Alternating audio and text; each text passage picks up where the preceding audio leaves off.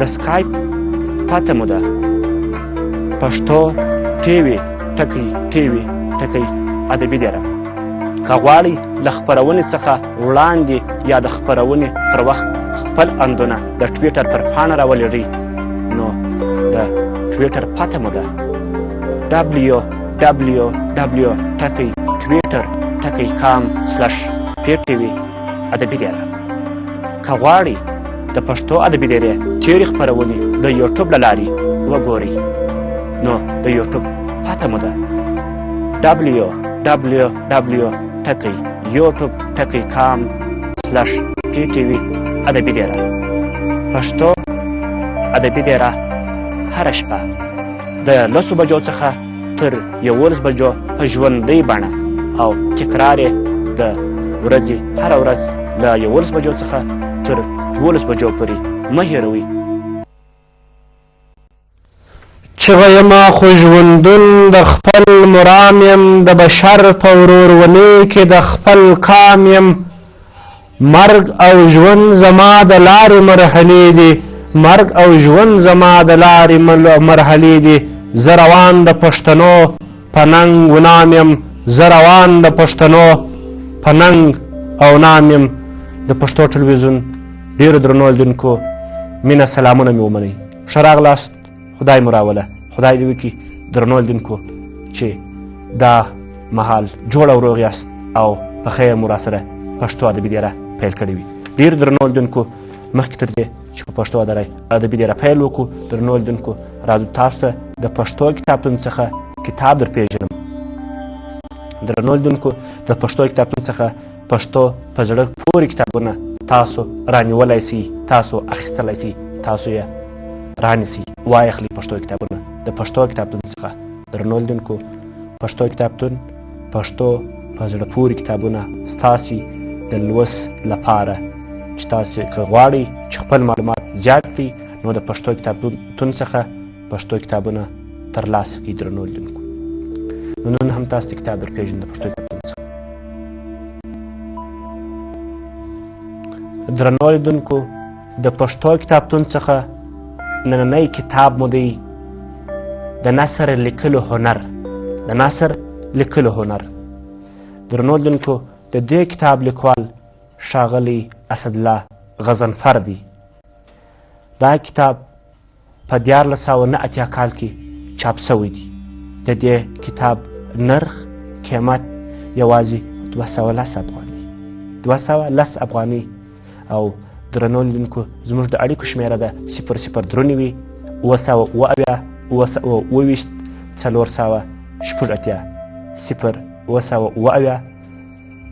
480 480.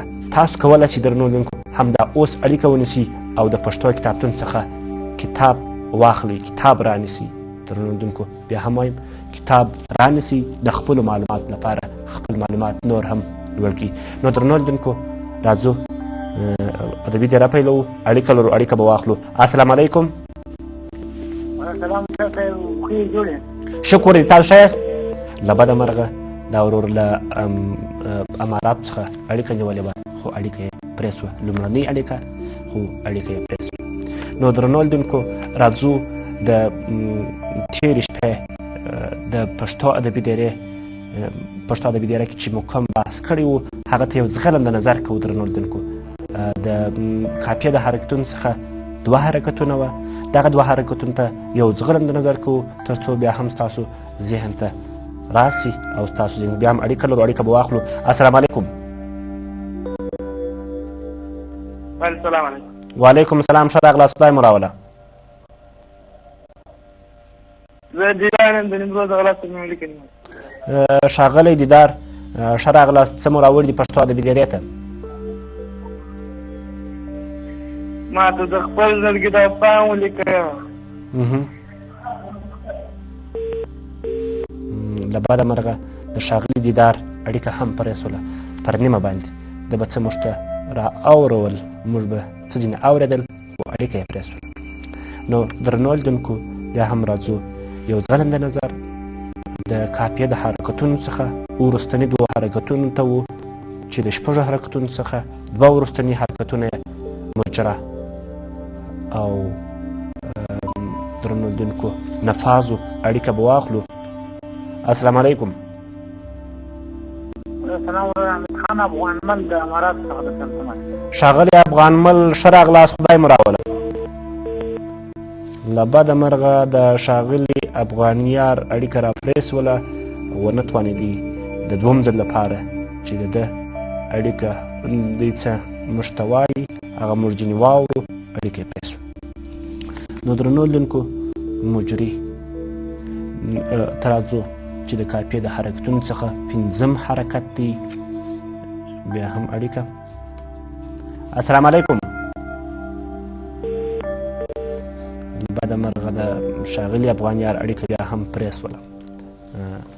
نو درنو لیدونکو په عربي کې له جریه څخه اخیستل سوی لفظ دی او د جریه د بهیدلو ځای ته ویل کېږي درنو لیدونکو، او د جاري کېدو ځای ته هم ویل کېږي.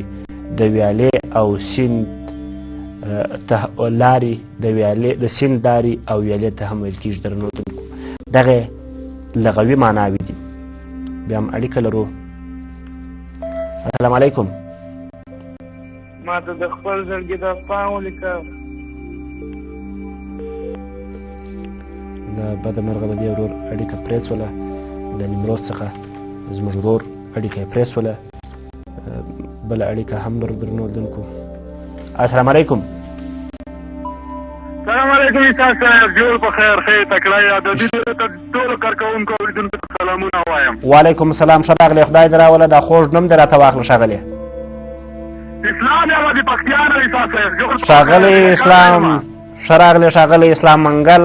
نو څه دې راوړي د پښتو ادبي درې ته؟ والله استاد صاحب زه خو پښتو ادبي دپاره ډېر لیواله یم، څون تلویزیون هم نه لرم. په وظیفه باندې خیرکوټ ولسوالي دشت الله اکبر کې اوسېږو. اوس نوي راغلي یم، دلته ځای په ځای شو. مقصد تلویزیون مې نه ورکړی، همداسې څو ورځې کوشش کوم، دا نن مې ټلیفون راواخیستی وه. بس دا دی غیبي برابر سو. نو څه لرې که نه لرې ښاغلی اسلام چې راواوروې؟ درنو لیدونکو ته څه واوروې؟ اورې استاد صاحب؟ اورمه. هلو غږ ته زما غږ اورې ښاغلی اسلام؟ او زه ستا غږ اورم، ته زما غږ اورې؟ ما خو درته نن داسې ستا اتل ککړۍ ډېرې خوښېږي. ما وایي چې دا یو اتل ککړۍ به درته واورم که په زړه پورې خوښې شي او اورېدونکو دپاره او د پښتو ادبي ډېرۍ دپاره. ولې نه ولې نه ولې نه ولې نه اورو. اتل ککړۍ دي چې قلمه نن راته یو خط ولیکه، قلمه نن راته یو خط ولیکه، ټول د ښایسته اشنا صفت ولیکه. اوهو اول به ولیکې سلام په دلبر، اول به ولیکې سلام په دلبر، بیا به یې کړې زما د حاله خبر.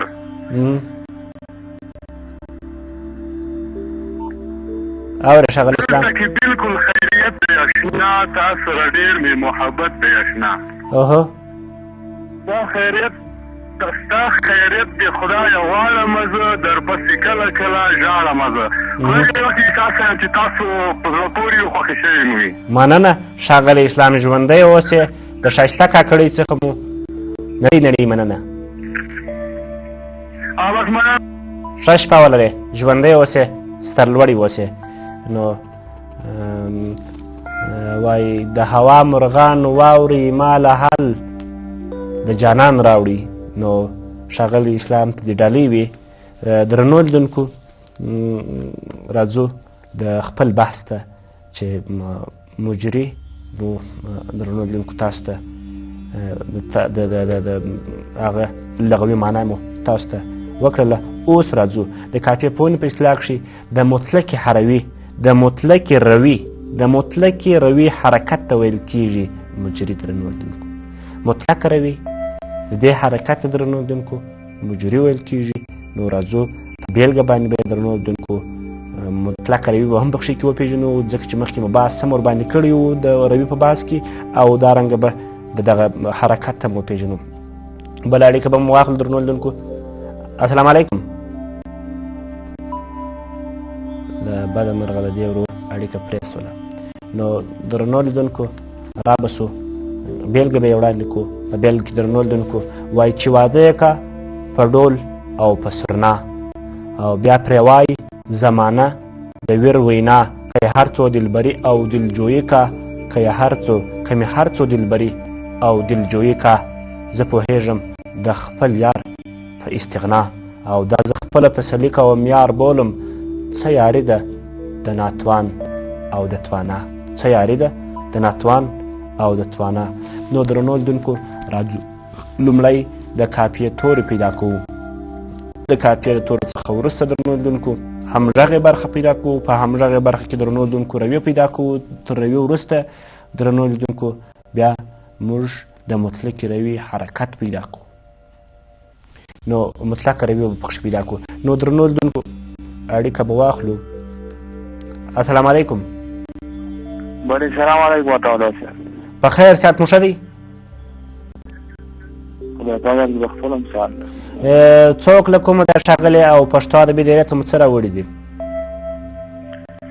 اجاز الحق یم د خوږیاڼو ولسوالۍ نه په نماز کې یم. اجاز الحق؟ بله بله. ښاغلی اجاز الحق ارشاد له تاسو څخه څه اورو؟ نن خو داسې مهم څه نشته خو دا ولنی غم ده هیله کوم چې ستا خوښ شي. بس نو هغه به درڅخه واورو ارشاد یې په مینه به یې واورو. خیر دی بیا شپې ته بیا څه لرې؟ اول یو دوه بیته دي. اوهو وایي دا درته نه وایم چې نورې ژبې مه زده کوه. عطاالله صاحب وایي دا درته نه وایم چې نورې ژبې مه زده کوه خو د پښتون سره خبرې په پښتو کې کوه. وروسته یو داسې لنډۍ غوندې دي نو که هیله کوم ستا خوښه شي. ځه نو ارشاد یې ولې نه په مینه به یې واورو وایه. شي په ژړا خبرې غواړي نن خامخا خبرې غواړي او په مسکا خبرې غواړي زړ دی مې ستا خبرې غواړي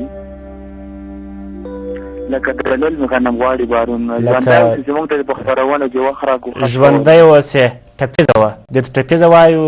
لنډۍ پکښې وه پر لنډۍ پر د درنو لیدونکو ټپیزې سره نورې زیاتونې درې بند چې نور ورسره پر نڅپیز جوړښت باندې درې بیتونه نور ور اضافه کېږي ور زیاتېږي. دغه زیاتونې وي زیاتونې نو بیا اوس د ټپیزې په نامه باندې یادېږي. ښایسته ټپیزه وه درنو لیدونکو.